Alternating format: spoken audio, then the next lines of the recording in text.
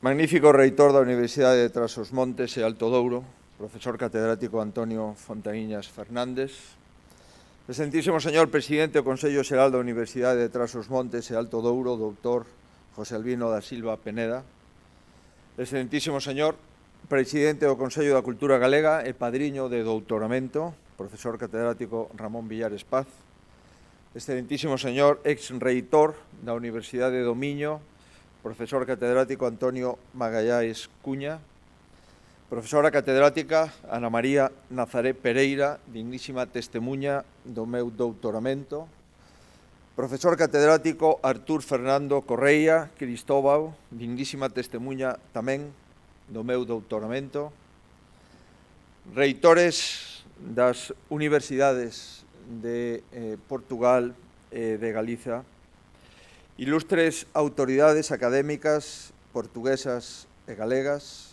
vicerreitores, presidentes e directores, excelentísimo señor presidente da Cámara Municipal de Vila Real, enxeñeiro Rui Santos, excelentísimo señor presidente da Asamblea Municipal de Porto, excelentísimo señor presidente do Parlamento de Galicia, doutor Miguel Santalices Vieira, señor presidente da Xunta e señor conselleiro de Educación e Ordenación Universitaria, alcalde de Ourense, portavoz do Grupo Parlamentario Popular, doutor profesor Pedro Puy, presidente do Consello Económico e Social de Galicia, directores xerais do Goberno de Galicia e expresidentes da Comisión da Coordinación e Desenvolvemento Regional da Rexión Norte, don Luís Braga da Cruz, don Luís Francisco Valente de Oliveira, don señor Emilio Gómez, vicerreitor,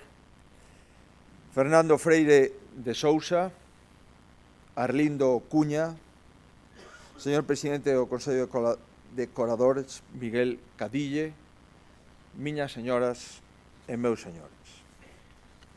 Pensando na distinción que con exagerada xenerosidade me outorga hoxe a Universidade de Trás-os-Montes e Alto Douro, veño de atravesar unha fronteira que non existe. Veño de cruzar unha delimitación fantasiosa que idearon os estadistas de antano e derrubaron os nosos povos. Galicia e o norte de Portugal comparten unha das fronteiras máis antigas de Europa e tamén unha das fronteiras máis ficticias e máis porosas. Igual que o xeneral galeguista Alfonso Rodríguez Castelao, nunha das súas viñetas do álbum Nós, moitas xeracións de galegos preguntáronse por que os deste lado eran estranxeiros e iniciaron unha rebeldía teimosa, pacífica e duradeira contra a división semellante a que comezaban os seus veciños portugueses. Durante demasiados séculos, ese anhelo por superar unha arbitraria separación habitou no sentimento popular e tamén na mente dos creadores. San Ramón Otero Pedrallo afirmaba que Galicia é unha prolongación de Portugal e Portugal é unha prolongación de Galicia. Fernando Pessoa e o seu heterónimo galego Alberto Caeiro falaban do estado natural galaico-portugués. Se Antón Vilar Ponte aseguraba que o galego que non ama a Portugal non pode amar a Galicia, Manuel Rodríguez Lapa estudiaba a lírica galaico-portuguesa, descubrindo nela a orixe común de ambos povos. En definitiva, Vasco Pires de Camões foi un troveiro galego antepasado probable do gran Luís de Camões. Esa rebelión xorda ou explícita contra as fronteiras manifestábase igualmente noutros territorios de Europa, aínda que non coa mesma intensidade e coa mesma perseverancia. No resto do continente, os limes difusos foron escenario frecuente de conflictos ou muxicas que fixeron estalar guerras, mentras que entre Galicia e o norte de Portugal se instaura cedo a convivencia. Porén, ese desexo de sustituir valados por pontes atopaba un serio impedimento que se reflicte nun terrible diagnóstico feito por Thomas Jefferson, As nacións europeas son nacións de guerra eterna. A historia das relacións que no pasado manteñen o norte de Portugal e Galicia garda semellanza aos amores retratados por William Shakespeare en Romeo e Xulieta. Un amor auténtico obstaculizado por unha eterna disputa entre Capuletos e Montescos. Unha relación fraternal impedida por choques dinásticos, alianzas no taboleiro da alta política ou tratados que se facían de costas ao sentimento popular. Este contexto adverso facía que a única posibilidade de suprimir as fronteiras fora mediante un proceso traumático con invasores e invadidos, como o que protagonizou unha ampla gama de emperadores, tiranos e ditadores. Ese dilema que parecía asociar a supresión das divisións administrativas con autócratas voraces desaparece cun ideal que ofrece unha fórmula para desdebuxar as fronteiras sen espertar os vellos fantasmas. Ese ideal é Europa.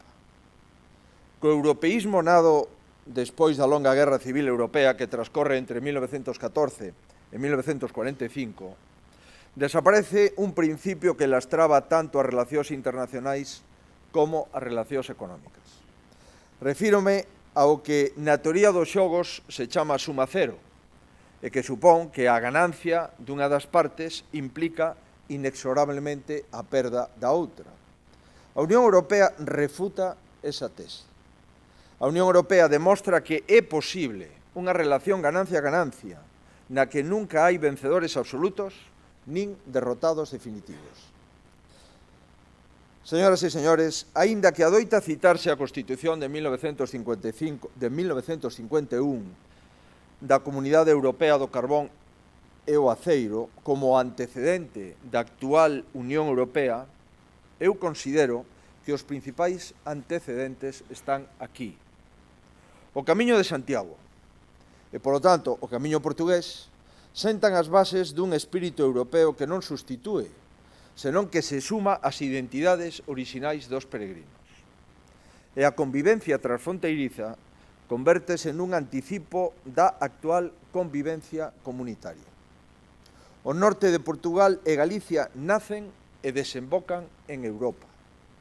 Será Europa a que faga posible que as pontes entre os nosos povos se multipliquen, non só en sentido metafórico, e as nosas identidades respectivas se enriquezan mutuamente. Como galego, que coñece esas experiencias humanas que están no alicerce da construción institucional de Europa, teño que discrepar das voces que consideran o proxecto europeo como un produto sen máis apoio que o dunhas élites políticas e económicas. Os portugueses e galegos que vían na fronteira un freo para a súa realización estaban reclamando unha casa común na que compartir dereitos e obrigas e despregar todas as súas enerxías. Pedían un lugar onde poder sumar identidades e mesturalas, lonxe de nacionalismos exclusivistas, sempre recelosos do alleo, que proclamando a liberación do pobo se converten en cárceres que coartan a súa auténtica liberdade. Europa crea un patriotismo aberto, sen canons nin ortodoxias, semellante ao que anhelaban os nosos arraianos. Contrariamente a esas ideas que fan da Europa política algo artificial e sen arraigo, entendo que os pais do europeísmo puxeron en práctica o mesmo principio que un dos pais da transición democrática española. Adolfo Suárez, que, por certo, era fillo dun galego, afirmou un dos seus primeiros discursos que aspiraba a facer políticamente normal o que xa era normal na rúa. Unha máxima aparentemente trivial, pero que encerraba a clave da futura democracia. Igual que a democracia xa existía latente na sociedade española, o europeísmo espontáneo soamente esperaba a súa tradición institucional. Unha traducción e aquí volvo a disentir con algunhas opinións, que compre cualificar de veloz. Non hai unha pauta, ningún precedente, ningunha cartografía que permitan camiñar con absoluta certeza no camiño de Europa. En Europa se hace camino al andar, como decía o gran poeta español Antonio Machado. Vivimos e protagonizamos unha transición de dimensións colosais na que, despois do cambio da democracia centrada na cidade e aquela outra que ten por escenario o Estado, pasamos a unha terceira fase, que podemos denominar democracia supraestatal. En palabras de Jacques Delors, a Unión Europea é un omni, con P, obxecto político non identificado.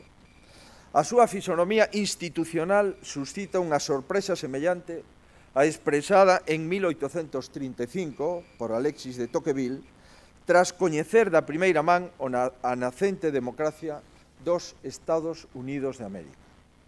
Naquel momento, os teóricos que, como o propio Tocqueville ou Nicolás de Condorcet, consideraban que os Estados Unidos prefiguraban o futuro de Europa, se enfrontaban aqueles outros, curiosamente británicos, que pensaban que o modelo caótico de Europa era o que lle esperaba a nación de George Washington.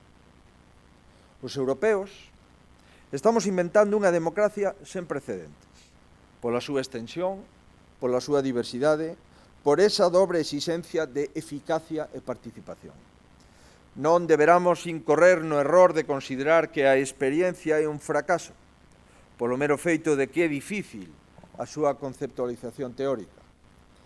Non esquezamos a anécdota, se non é ver o evento trovato, de aquel que, diante dunha ferramenta que funcionaba axeitadamente, pregunta: funciona ben na práctica, pero funciona ben na teoría? O bo funcionamento práctico do proxecto europeo queda demostrado, cando menos, en 4 grandes desafíos que tivo que afrontar. O primeiro, hai un reto fundacional, que consiste en reconciliar estados que converteran Europa nun escenario onde a paz fora a excepción e a guerra a norma, mediante un tecido institucional complexo e mesmo laberíntico. O laberinto forma parte da mitoloxía europea máis antiga. A convivencia garántese. A segunda proba será a caída do muro de Berlín. É a consiguiente aparición de nacións orfas que desexaban incorporarse ou reincorporarse á Casa Común Europea.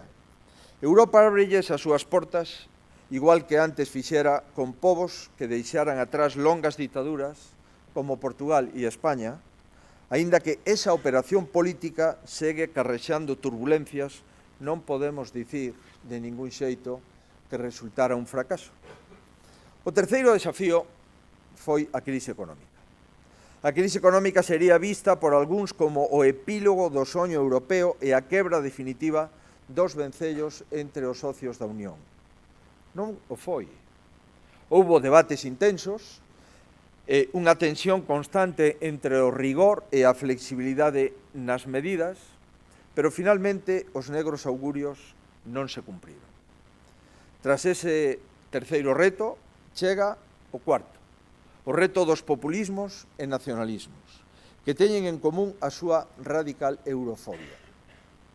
Non son, como ás veces se pensa, a consecuencia do fracaso da Unión Europea, senón son un intento desesperado de que os logros do europeísmo se consoliden e desaparezan as fronteiras que separaron realidades irmáns, como as do norte de Portugal e Galicia. Se ben é certo que non remitiron, os europeos xa podemos comprobar os seus efectos catastróficos sobre a convivencia e o benestar. Os británicos acaban de coñecer os costes do Brexit, tras o acordo inicial anunciado por Theresa May e Jean-Claude Juncker, pero aínda ignoran os beneficios pregoados por líderes que agora se esconden. A medida de que se van desvelando máis aspectos do golpe do independentismo catalán contra a democracia española, queda máis patente o menosprezo dos seus protagonistas polo pobo ao que invocan. Señoras e señores, non é casual, que o Día de Europa se celebre o 9 de maio. O 9 de maio de 1950, Robert Schuman pronunciaba un discurso que para algúns foi considerado como a acta fundacional. Nel contense unha frase que non deberamos esquecer cando nos asalten as dúbidas sobre a construción europea, e creo que é oportuno citala. Europa non se fará dunha vez, nin nunha obra de conxunto. Farase grazas a realizacións concretas que creen, en primeiro lugar, unha solidaridade de feito. Velaí a gran contraposición entre un europeísmo que avanza a través de pequenos pasos e as diferentes modalidades de populismo que se apoian en palabras altisonantes, excitantes e baleiras que soamente producen retrocesos. A institucionalización das rexións en Europa tamén avanza con pasos medidos e constantes. O Consello de Europa adopta en 1961 a Carta do Congreso de Poderes Locais e Regionais e máis tarde, en 1980, o Convenio sobre a Cooperación Transfronteiriza. Unha institución europea será a primeira organización internacional que eleve a rango internacional a representación dos poderes locais e regionais. Collerá a testemuña a Comunidade Europea mediante diversas iniciativas, entre as que quero significar a aprobación da Carta Comunitaria de Regionalización e os fondos FEDER. As rexións serán posteriormente reforzadas na Acta Única Europea de 1987, no Tratado de Maastricht de 1992 e no chamado Tratado Constitucional de 2004. Nesta primeira fase ponse xa de manifesto a perfecta compatibilidade entre a idea regional e a idea europea. Europa volve a mostrarse como unha realidade política que aspira a ser un mosaico integrado de identidades e non algo monolítico. O europeísmo non ten reparo en contemplar e fomentar as variedades regionais, aínda que iso implique engadir complexidade ao edificio que se está levantando. A identidade europea non aspira a ser única, senón compartida coas identidades nacionais e regionais que existen dende o antigo no continente, algo que se plasma no Códice Calistino que cita as orixes dos peregrinos de Compostela. Retomando o fío que iniciábamos cos primeiros pasos de Europa, regional e transfronteriza, ese armazón legal precisaba tamén de homes e mulleres con visión de futuro. E afortunadamente esas persoas existiron, actuaron e souberon utilizar as ferramentas. O 31 de outubro de 1991 constituíuse a Comunidade de Traballo Galicia Norte de Portugal, co protagonismo dual de Luís Braga da Cruz, presidente da Comisión de Coordinación do Norte de Portugal, e de Manuel Fraga, presidente da Xunta de Galicia. Os presidentes Mario Soares e Felipe González respaldaron con entusiasmo unha iniciativa apuntalada despois no Tratado de Valencia que institucionaliza definitivamente a cooperación transfronteriza baixo os mandatos do presidente José María Aznar en España e Sampaio e Durão Barroso en Portugal. Como no Miño, no Douro e nos ríos que agora nos comunican na nosa eurorrexión, conflúen varios afluentes. Aquel desexo popular para trascender fronteiras arbitrarias, o impulso de pensadores, artistas e intelectuais que se esforzaron por tecer complicidades entre ambos lados da raya divisoria, a decisión de España e o Portugal democráticos de reencontrarse na liberdade, e, finalmente, a existencia de Europa como marco propicio para as novas realidades, reconciliacións e encontros. Xurde así un espazo que rolda os 6,5 millóns de habitantes e que supera, por tanto, os estados como Dinamarca, Irlanda ou Finlandia. Un espazo no que Galicia é a primeira comunidade española cliente de Portugal e a terceira provedora, no que a rexión norte de Portugal é o segundo cliente de Galicia. Un espazo, en fin, dotado dunha superficie superior ao de varios socios comunitarios e que forma un mercado atractivo dabondo para empresas propias e alleas. A Eurorrexión puido ficar nunha fase meramente declarativa, pero existía unha vontade firme de que fora unha ferramenta eficiente. Hai unha primeira etapa na que as prioridades, como dixo o padriño, están polarizadas nas infraestructuras e no apoio ao tecido productivo. Neste sentido, a Autoestrada do Atlántico, que une as cidades de Ferrol, do norte da Comunidade de Galicia con Porto, na rexión norte de Portugal, é o eixo vertebrador que comunica as principais áreas metropolitanas da Eurorrexión Galicia Norte. Esta conexión polo litoral complétase con outra conexión por autovía das principais cidades do interior. Así mesmo, neste período consolidáronse as infraestructuras portuarias, que configuran tanto os grandes portos de interés xeral cunha importante actividade de tráfico comercial como os portos pesqueiros e deportivos do litoral atlántico da Eurorrexión Galicia Norte. Posteriormente, o desenvolvemento das potencialidades da Eurorrexión será un obxectivo fundamental no período ao que sempre tratei de contribuir desde que en 2009 o pobo galego decidiu outorgarme a súa confianza. Nacerá entón a que denominamos cooperación transfronteiriza de segunda xeración, en consonancia coa Estrategia Unión Europea 2020. Nesta idea, e desde que asumín o pasado 15 de maio a presidencia pro tempore da Comunidade de Traballo Galicia Norte de Portugal, estamos esforzándonos para impulsar a consecución dos seguintes obxectivos neste período. O primeiro obxectivo é seguir avanzando no artellamento da Eurorrexión a través da culminación das infraestructuras. Para falar dun espazo xenuinamente común, é imprescindible ter unhas conexións que faciliten realmente a mobilidade de toda a poboación. Esta aposta polas infraestructuras axudarános a acadar o segundo obxectivo, que é potenciar a innovación e o crecemento económico. A vertebración do territorio e o crecemento económico contribuirán a avanzar cara ao noso terceiro obxectivo estratégico, a dinamización demográfica e o envellecemento activo.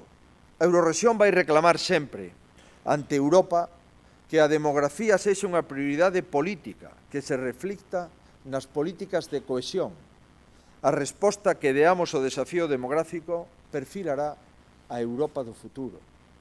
E para acadar estes tres eixos, desde a Comunidade de Traballo Galicia Norte de Portugal, orientará as súas actividades nunha tripla dirección. O fomento a prol da innovación e a competitividade empresarial, tal e como marcan as liñas estratégicas das institucións comunitarias, o impulso da chamada cooperación de proximidade ou o traballo en favor da cidadanía da Eurorrexión e a proxección da Eurorrexión Galicia Norte de Portugal cara ao exterior, tanto na captación de investimentos como no desenvolvemento dunha estrategia exterior conxunta no eido cultural e empresarial. Estes obxectivos previstos non se poden acadar sen o traballo coordenado entre o persoal e as autoridades da Comisión da Coordinación de Desenvolvemento Regional do Norte de Portugal e a Xunta de Galicia, xunto cos concellos de Eurorrexión e nomeadamente as eurocidades Verín Chaves e Tui Valença do Miño e, naturalmente, coas administracións centrais de España e de Portugal. Ademais, cobra unha especial importancia a competencia leal. A competencia leal entre Galicia e o norte de Portugal. A competencia é un importante incentivo para sacar o mellor de nós, e a lealdade fará que sexamos complementarios e que o crecemento dun implique tamén o crecemento do outro. O pasado 5 de abril de 2017, case o tempo da celebración plenario no que se traspasou a presidencia da Comunidade de Traballo, foi resolta a primeira convocatoria de proxectos do Programa Operativo de Cooperación Transfronteriza España-Portugal. Dentro da Eurorrexión, o resultado final deste proceso estivo fortemente influído polo Plan de Investimentos Conxuntos da Eurorrexión e pola Estrategia de Especialización Intelixente Transfronteiriza, é dicir, os investimentos quedan centrados no crecemento intelixente, na innovación e, en consecuencia, no futuro. Con todo, quero salientar que o noso compromiso non se reduce ao económico. Hai moitos outros eidos nos que seguimos traballando conxuntamente, dos que, para non ser exhaustivo, vou mencionar únicamente dous: o institucional e académico e o lingüístico. Ata o ano 2019, a Eurorrexión xestionará un proxecto do programa Interreg, instrumento europeo pensado especialmente para rexións fronteirizas. Resúmolle os seus eixos: a mellora da capacidade institucional, o crecemento sólido e sostido dos sectores económicos que redunden na calidade da vida da poboación e a creación dun espazo común entre as universidades e os centros de ensino superior da Eurorrexión cunha mención especial ao programa IACOBUS. Miñas señoras, meus señores, Antonio Cánovas del Castillo, un político e historiador español admirado e estudiado polo presidente Manuel Fraga, dixo nunha ocasión: la lengua es el alma exteriorizada. O portugués e o galego están próximos porque as nosas almas tamén o están. Esa é a razón de que no proceso de superación da fronteira teña unha relevancia singular a denominada e citada Lei Paz Andrade, que adopta o nome efectivamente dun intelectual e empresario que traballou arreo por tender pontes entre os nosos povos. A lei parte dunha iniciativa legislativa cidadá en Galicia e foi aprobada por unanimidade no Parlamento galego. Os seus propósitos resúmense na presenza do idioma de Luís de Camões en ámbitos académicos, profesionais e administrativos de Galicia, sen esquecer a presencia da realidade galega na radio e televisión portuguesa e da realidade portuguesa na radio e televisión de Galicia. Quero mencionar tamén a inclusión como observador, o reiterou o presidente do Consello da Cultura Galega, deste órgano, institución brillantemente presidida por o Dr. Ramón Villares, na comunidade de países de lingua portuguesa e a presenza de Santiago de Compostela na rede de cidades lusófonas. Precisamente nun libro, co suxerente título de Identidade e afectos patrios, o meu padriño neste acto sinala: resulta unha verdade ben patente que ao longo destas terras, as que están a unha e a outra beira do río Miño e continúan pola raya seca tras as terras orientais da Mezquita, existiu no pasado e aínda permanece no presente unha fronteira política e administrativa e, de modo menos intenso, unha fractura de natureza cultural e mesmo lingüística que non cadra ben coa existencia dun continuum entre as dúas beiras do río Miño. Atrévome a pensar que a causa deste doutorado que me concede tan xenerosamente esta universidade admirada e admirable está relacionada coa miña intención de ser un dos moitos galegos que tenden pontes. Non en vano nacín nunha aldea con 3 ríos e, en consecuencia, 3 pontes. Moitos galegos como a min teñen unha lembranza da súa infancia e mocidade. As longas colas de vehículos na ponte internacional de Tui e Valença e a sensación se chegar a un estranxeiro peculiar que sentíamos moi próximo. A democracia, señoras e señores, resolveu esta anomalía. Unha mala versión da política afastounos e unha versión boa logra achegarnos. Europa reconcilia moitos povos e outros como os nosos que nunca deixaron de estar conciliados. Proporciónalles un fogar común, onde poden sumar identidades, ser galegos, ser españois, ser portugueses, ser europeos, sen traumas e sen rupturas. Manifesto ante vostedes a miña fe en Galicia, manifesto ante vostedes a miña fe en España, manifesto ante vostedes a miña fe en Portugal, e manifesto ante vostedes a miña fe ante Europa, porque representan no mundo de hoxe os valores que sempre fixeron posible o progreso da humanidade. Valores que compre coidar e valores que compre defender. Saiban que levarei con orgullo este doutorado no que vexo unha ponte máis. Señoras e señores, señor reitor, autoridades académicas, para mí é unha honra asumir esta responsabilidade. Intentarei levala con humildade, pero tamén cunha enorme ledicia. porque ser galego é ser portugués. Ser portugués, si vostedes me permiten, é ser galego. E, en consecuencia, ser galego, ser portugués, para min é ser español. E para todos os que estamos nesta sala é ser europeos. Transmito ao meu pai que o padriño deste doutorado saldou a débeda que tiña asumida, por fin, despois de varios anos, o padriño saldou a débeda e o meu pai repousa tranquilo no ceo, aínda que me pediu que recordase que as débedas non se saldan de todo, porque as débedas hai que saldalas todos os días. A miña débeda con esta universidade non quedará saldada nunca. Mais nada, moitas grazas.